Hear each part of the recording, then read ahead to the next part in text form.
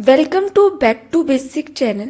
हम जो है साइकोलॉजिकल डिसऑर्डर के बारे में पढ़ रहे थे, जिसमें हमने जेंडर डिस्फोरिया, जिसे जेंडर आइडेंटिटी डिसऑर्डर भी कहते हैं, और एंजाइटी डिसऑर्डर के बारे में पढ़ा था। DSM-5 की बुकलेट में साइकोलॉजिकल डिसऑर्डर की कैटेगरीज बनाई गई है, जिसमें जो है अलग अलग डिसऑर्डर को डिवाइड किया गया है उनके सिम्टम्स के बेस पर। अगर आपने हमारी DSM-5 और ICD-11 की वीडियो नहीं देखी है तो उसका लिंक जो है वो डिस्क्रिप्शन बॉक्स में दिया गया है। Must watch this video. ये पार्ट 3 है साइकोलॉजिकल डिसऑर्डर का। इसमें जो है हम पैराफिलिक डिसऑर्डर के बारे में पढ़ने वाले हैं। आइए शुरू करते हैं अपने इस वीडियो को। पैराफिलिक डिसऑर्डर में सेक्सुअल बिहेवियर में प्रॉब्लम अराइज हो जाती है। इंटेंस सेक्सुअल अराउजल होना, अनयूजुअल सेक्सुअल बिहेवियर में इन्वॉल्व होना। कुछ लोगों की सेक्सुअल फैंटेसी ओड होती है। इन फैंटेसी को फुलफिल करने के लिए जो है उसे दूसरे पार्टनर्स को भी प्रॉब्लम में डाल देते हैं, जैसे अपने जेनिटल पार्ट्स को एक्सपोज करना, दूसरों को दिखाना, चाइल्ड के साथ सेक्सुअल बिहेवियर में इन्वॉल्व होना, क्रॉस ड्रेसिंग, अपोजिट जेंडर की जो है कपड़ों का यूज करके जो है अराउजल फील करना। तो इस तरह की जो है ओड फैंटेसी होती है पैराफिलिक डिसऑर्डर के लोगों में। अगर ये जो है फैंटेसी जो है हाई लेवल पर, एक्सट्रीम लेवल पर पहुंच जाती है तो उन्हें जो है वो पैराफिलिक डिसऑर्डर की कैटेगरी में रखा जाता है। पैराफिलिक डिसऑर्डर में सेक्सुअल थॉट जो है वो डेली लाइफ फंक्शनिंग को डिस्टर्ब कर देते हैं। सभी अनयूजुअल सेक्सुअल अर्जेस पैराफिलिक डिसऑर्डर की कैटेगरी में नहीं आती।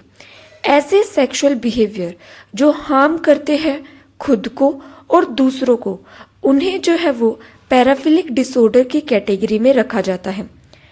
DSM-5 में अलग अलग टाइप्स जो है बताए गए हैं पैराफिलिक डिसऑर्डर के। इनमें से कुछ जो है हम डिटेल में डिस्कस करते हैं। सबसे पहला है फेटिज्म। इन पेशेंट को क्या होता है, नॉन लिविंग ऑब्जेक्ट से अराउजल होता है।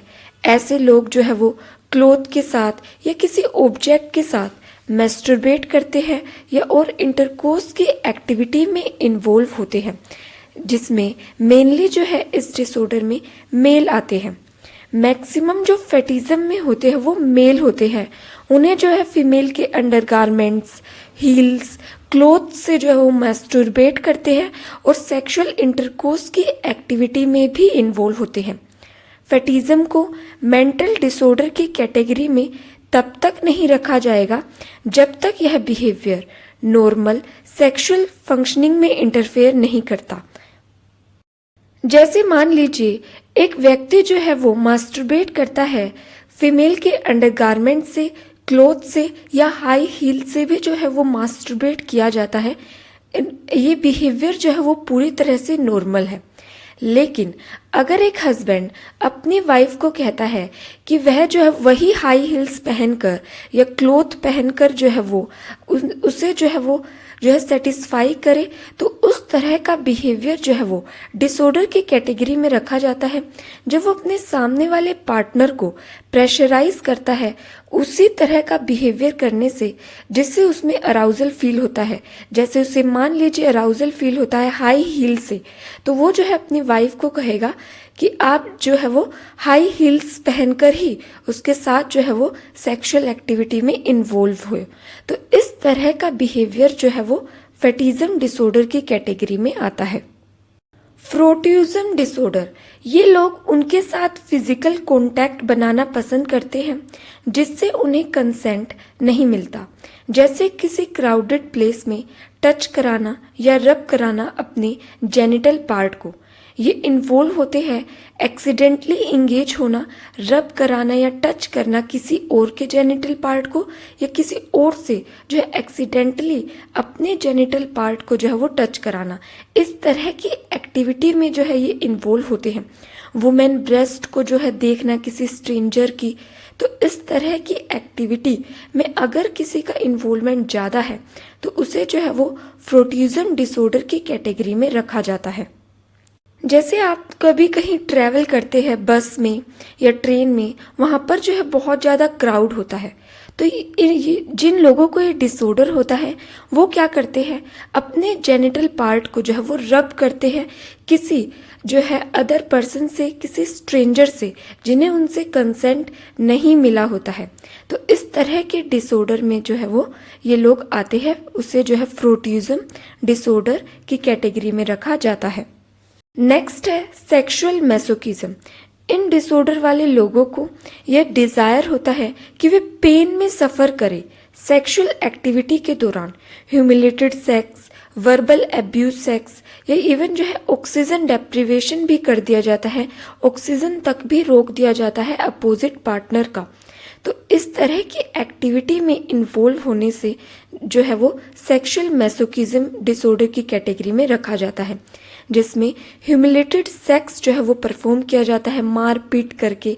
इस तरह की एक्टिविटी में अगर कोई इन्वॉल्व है तो उसे जो है वो सेक्सुअल मैसोकिज्म की डिसऑर्डर की कैटेगरी में रखा जाता है। इससे ही रिलेटेड एक और डिसऑर्डर है सेक्सुअल सैडिज्म डिसऑर्डर। इसमें भी क्या होता है, वो अपने पार्टनर को फिजिकल और इमोशनल सफरिंग देने से जो है उन्हें अराउजल फील होता है।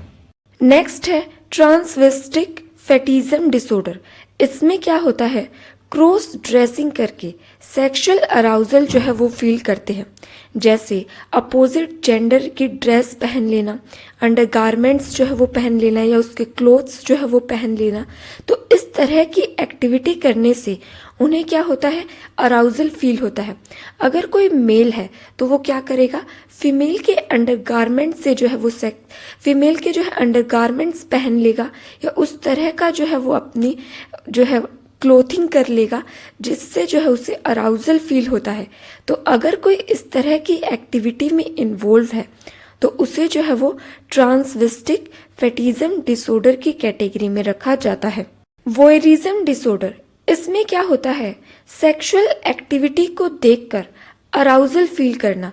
अगर कोई पोर्न देखता है या कोई ऐसी जो है सेक्सुअली अराउज ड्रामा देखता है, उसमें क्या होता है, जो सेक्सुअल एक्टिविटी परफॉर्म की जाती है उन चीज़ों को देखकर वो जो है मास्टरबेट करता है और जो है उससे ग्रेटिफिकेशन मिलता है, अराउजल मिलता है। तो अगर ये जो है ज़्यादा जो है एक्सट्रीम लेवल पर पहुंच जाता है कि आप जब बहुत ज़्यादा ही पोर्न देख रहे हैं, कोई ऐसा कंटेंट देख रहे हैं जिसमें सेक्सुअल एक्टिविटी की जा रही है और आप जो है उससे अराउजल फील करते हैं, तो ऐसे लोगों को जो है वो वोयरिज्म डिसऑर्डर की कैटेगरी में रखा जाता है।